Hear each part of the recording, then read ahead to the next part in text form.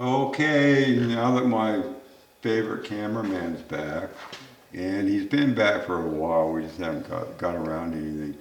Anyway, I'm going to go ahead and finish this ball for a bead. What I got right here, these are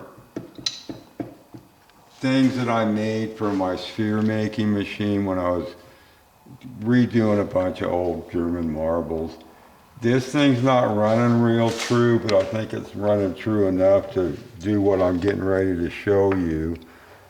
I'm going to use 1000 grit aluminum oxide. I've got a little bit poured into this tray here. Got a little bit too much oil, but that doesn't really matter. I'm going to fire this thing up. I'll probably just put some of the oxide on here. I think this thing was, it might have been 1000. So anyway, I'll just smear some of this on. Put a little bit inside here. Probably should have showed you what this looked like before I started smoothing it out. I think I have it in the first video. This is going to bounce, but it'll still work.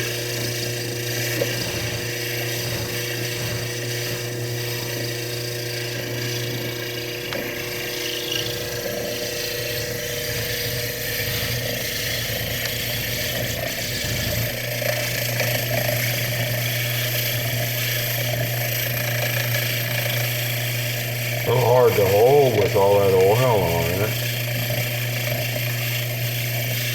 I can already tell it's pretty darn smooth.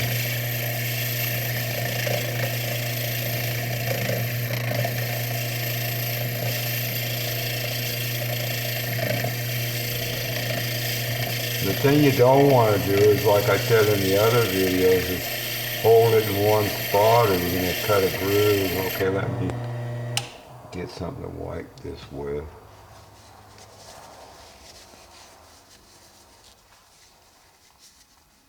Yeah, see, it's getting real smooth already. And that's the nice thing about being real careful when you're making the original ball, is to try to make it as perfectly round as possible when you're grinding it.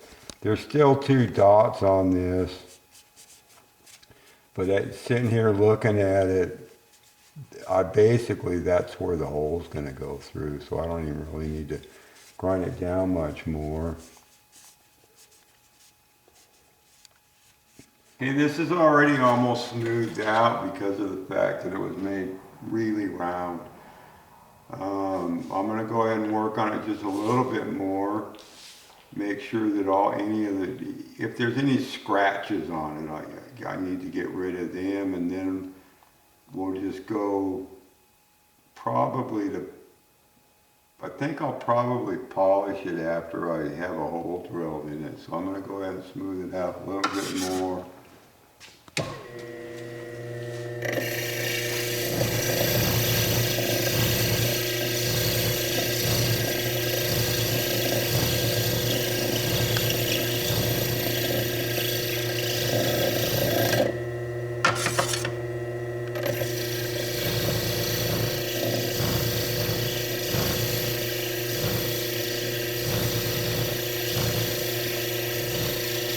As long as I come out to this 1000 grit, I can go over to my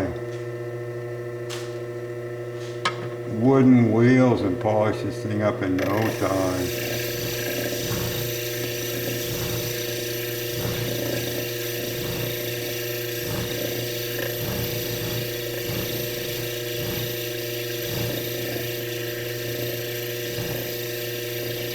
And you notice since I started cutting with this thing, even though it was wobbling pretty bad, this thing seated itself in to where it's pretty smooth already.